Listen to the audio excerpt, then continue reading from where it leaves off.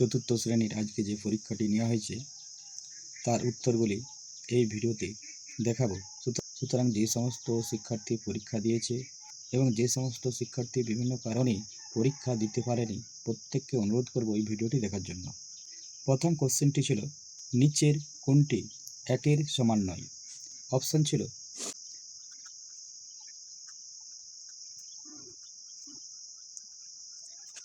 এই চারটি অপশন ছিল। প্রথম অপশনটি হলো একটি ভগ্নাংশ যার লব ৮ হর ৮। আমরা জানি কোনো ভগ্নাংশকে ভাগে রূপ দিতে পারবো, অর্থাৎ ৮ ভাগচিহ্ন ৮, ৮কে ৮ দিয়ে ভাগ করলে কত হবে? ১। তাহলে এইটি একের সমান, তাহলে এইটি উত্তর হবে না। তারপরেরটা আমরা দেখব, এইটা যদি আমরা যোগ করি, সমহর এখানেও নয়, এখানেও নয়। সমহর বিশিষ্ট ভগ্নাংশের যখন আমরা যোগ করব তখন হর একই থাকবে কিন্তু লবগুলি যুক্ত হয়ে যাবে। ৫ যুক্ত ৪ সমান ৫-এ ৪-এ যোগ করলে ৯, নিচে ৯, ভাগে রূপ দেব ৯ ভাজিত ৯ সমান ১। তাহলে এইটিও একের সমান, এইটিও উত্তর হবে না। তারপরে অপশন ছিল ৯-এর ৮। ৯-এর ৮ হলো একটি প্রকৃত ভগ্নাংশ। আমরা জানি কোনো প্রকৃত ভগ্নাংশ সবসময় একের চেয়ে ছোট হবে, সুতরাং এইটি একের চেয়ে ছোট, তাহলে এইটি অ্যান্সার হবে। এর পরের অপশনটি এইটি আছে, কোনো সংখ্যা থেকে ০ বিয়োগ করলে ওই সংখ্যাটিই হবে, মানে ৯-এর ৯। এইটিকে ভাগে রূপ দিলে আমরা পাব ৯ ভাগ ৯ সমান ১। এইটিও উত্তর হবে না।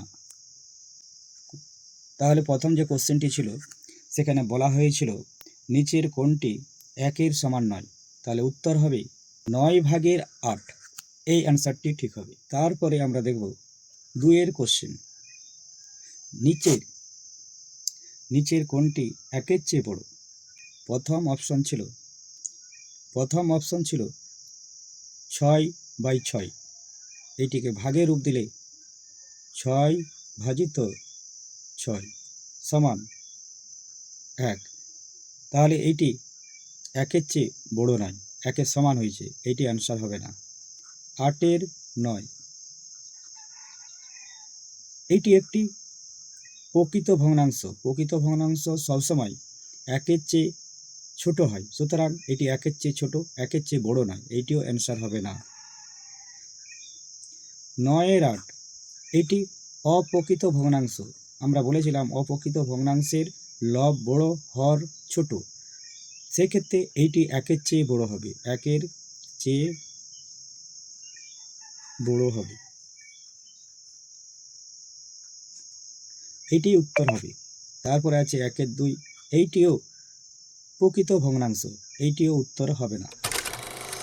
এরপরে ৩ নম্বর কোশ্চেন ছিল ১ বিয়োগ চিহ্ন ৪/৯। এটিকে বিয়োগ করে বিয়োগফল ৪টি অপশন আছে, ৪টির মধ্যে কোনটি হবে সেইটি সিলেক্ট করতে হবে। এখানে আমরা যে জিনিসটি করব, এখানে যে হর আছে ৯, এই একের জায়গায় আমরা নিচে হর ৯ দেব, উপরেও ৯ দেব। যদি এখানে ৭ থাকতো তাহলে এখানেও ৭, এখানেও ৭। ৯কে ৯ দিয়ে ভাগ করলে ১ হয়ে যাবে। বিয়োগ চিহ্ন ৪-এর ৯ সমান, সমহর হয়ে গিয়েছে, সুতরাং ৯ দিলাম। ৯ থেকে ৪ বিয়োগ সমান, ৯ থেকে ৪ বিয়োগ করলে ৫/৯, তাহলে উত্তর হবে ৫-এর ৯। এরপরে ৪ নম্বর কোশ্চেনটি হলো ৫,৬৭৮ মিমি সমান কত সেমি কত মিমি? এখানে মিমি থেকে প্রথমে সেমিতে যেতে হবে। মিমি থেকে সেমিতে আমরা এক ঘর এগিয়ে যাব ছোট একক থেকে বড় এককের দিকে।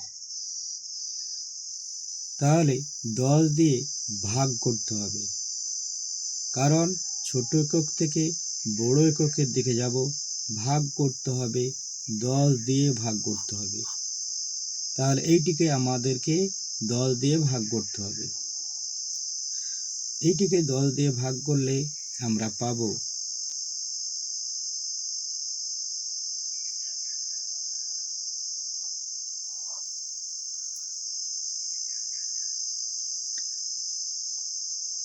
5 10 50,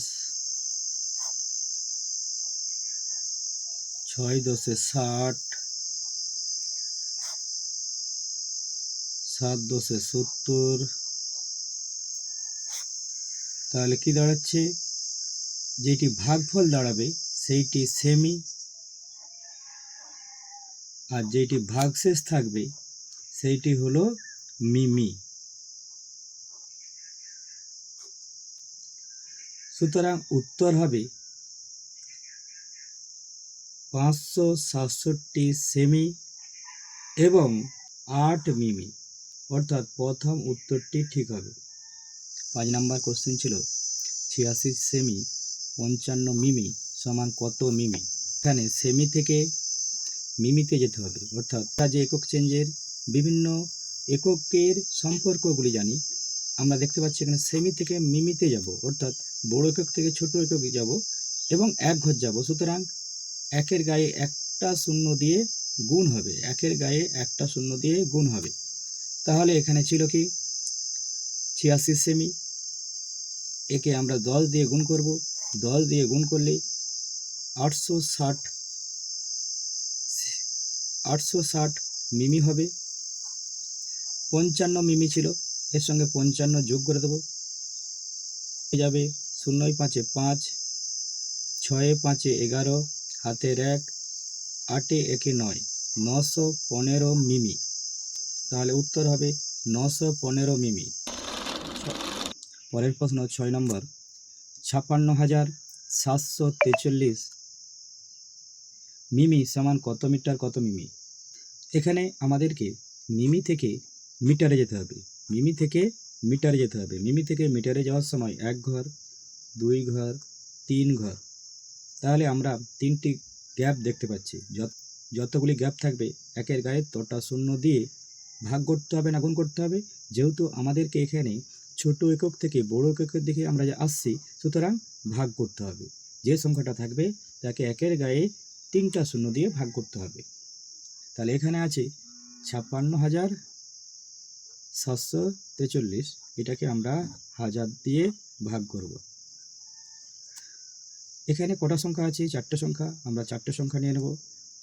প্রথম সংখ্যা কত আছে 5, যেহেতু এখানে 1 আছে, 5 একে 5, 5 একে 5, 5 শূন্য 0, 5 শূন্য 0, 5 শূন্য 0, বিয়োগ করব 6 7 4, 3 নেমে যাবে। একই রকম এখানে আছে 6, তাহলে 6 একে 6, 6 দেব, 6 দেব, তারপরে 6 শূন্য 0, 6 শূন্য 0, 6 শূন্য 0, ভাগ শেষ থাকছে 7 4 3। যেটি ভাগফল হলো সেইটি হবে মিটার, আর যেটি ভাগশেষ থেকে যাচ্ছে সেটা মিমি, মিলিমিটার। তাহলে উত্তর হবে 56 মিটার 743 মিলিমিটার। 7 নম্বর কোশ্চেন দেওয়া ছিল 47 কিমি 63 ডেকামি সমান কত মিটার। আমাদেরকে যেতে হবে কিমি থেকে মিটার, ডেকামিটার থেকে মিটার। কিমি থেকে ডেকামিটার যেতে এখানে আমরা দেখতে পাচ্ছি এটা কিমি, কিমি, কিমি থেকে আমরা কোথায় যাব না মিটারে যাব, মিটারে যাব। 1 ঘর, 2 ঘর, 3 ঘর, অর্থাৎ 3 বার জাম দিতে হচ্ছে, 3টা গ্যাপ পাচ্ছি। তাহলে একের গায়ে 3টা শূন্য দিয়ে আমরা কি করব, যেহেতু বড় একক থেকে ছোট এককের দিকে যাচ্ছি, সুতরাং আমাদেরকে গুণ করতে হবে। তাহলে 47-এর সঙ্গে 1000 গুণ করতে হবে, একটা পেলাম। এরপরে কি 63 ডেকামিটার, ডেকামিটার থেকে আমরা মিটারে যাব 1 ঘর, তাহলে 63-র সঙ্গে আমরা 10 দিয়ে গুণ করব, কারণ ডেকামিটার হচ্ছে বড়, মিটার হচ্ছে ছোট। বড় থেকে আমরা ছোট এককের দিকে আসছি, সুতরাং একের গায়ে একটা শূন্য দিয়ে গুণ হবে। এই দুটি যোগ করলে যোগফল যেটি হবে সেটাই উত্তর। গুণ করার সময় আমরা শর্টকাট পদ্ধতি দেখব, প্রচলিত পদ্ধতিতে গুণ করতে যাব না। কখন? যখন দেখব একের গায়ে শুধুই শূন্য আছে, তখন আমরা গুণ করার সময় যে সংখ্যাটার সঙ্গে গুণ হচ্ছে সেই সংখ্যাটা বসালাম, বসিয়ে যতগুলো শূন্য থাকবে ততগুলো শূন্য দিয়ে দিলাম। একই রকম এখানে 63 আছে, 63 লেখার পরে একের গায়ে যতগুলি শূন্য আছে ততগুলি শূন্য বসিয়ে দিলাম, এখানে একটা শূন্য বসিয়ে দিলাম। এরপরে এই দুটিকে যোগ করব, যোগ করলে যোগফল হবে 47,630 মিটার। এটি উত্তর হবে। প্রশ্ন হলো 8 নম্বর প্রশ্ন। এখানে আমরা দেখতে পাচ্ছি 5100 মিটার সমান কত কিমি কত মিটার। তাহলে আমরা মিটার থেকে কোথায় যাব? কিমিতে। আমরা মিটার থেকে যাব কিলোমিটারের দিকে। তাহলে 1 ঘর, 2 ঘর, 3 ঘর। এখানে তাহলে একের গায়ে 3টা শূন্য দিয়ে মিটার থেকে কিলোমিটার যাচ্ছে, মানে ছোট একক থেকে বড় এককের দিকে যাচ্ছে, সুতরাং ভাগ করতে হবে। তাহলে 1000 দিয়ে ভাগ করতে হবে। 1000 দিয়ে ভাগ করলে হবে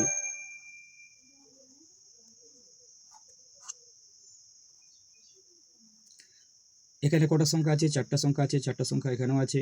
প্রথম সংখ্যা 5, তাহলে 5 একে 5, 0 0 0। ভাগশেষ কত থাকছে? 1। যেটি ভাগফল হলো সেইটি কিমি, যেটা ভাগশেষ রয়ে গেল সেইটা মিটার। তাহলে উত্তর হবে 5 কিমি 1 মিটার। 9 নম্বর কোশ্চেন ছিল, এখানে 3টে ভগ্নাংশ এবং 1 ছিল, এদের মধ্যে কে বড়? এখানে যে 3টি ভগ্নাংশ আছে প্রত্যেকটি ভগ্নাংশই প্রকৃত ভগ্নাংশ, অর্থাৎ হর বড় লবের থেকে। যেহেতু এখানে 3টি প্রকৃত ভগ্নাংশ, সুতরাং এই 3টির মান সবসময় 1-এর চেয়ে ছোট হবে। এখানে 1 হলো সবচেয়ে বড় সংখ্যা। এখানেও 4টি ভগ্নাংশ আছে, এর মধ্যে কোনটি সবচেয়ে বড়? এই ভগ্নাংশগুলির মধ্যে আমরা একটা সাধারণ বৈশিষ্ট্য লক্ষ্য করতে পারছি, লব সকলের সমান। তাহলে সমলব বিশিষ্ট ভগ্নাংশের যে ভগ্নাংশটির হর ছোট হবে সেইটি হবে বড় ভগ্নাংশ। সুতরাং 3-এর 3 হবে সবচেয়ে বড়। তাহলে এখানে উত্তর হবে 3-এর 3। এভাবে 10টা কোশ্চেনের উত্তর কমপ্লিট হয়ে গেল। জলসরা প্রাথমিক বিদ্যালয়ে স্কুল চলাকালীন যতটা পড়ানো হয়েছিল ততটা মোটামুটি ভালোভাবে প্র্যাকটিস হয়ে গেছে।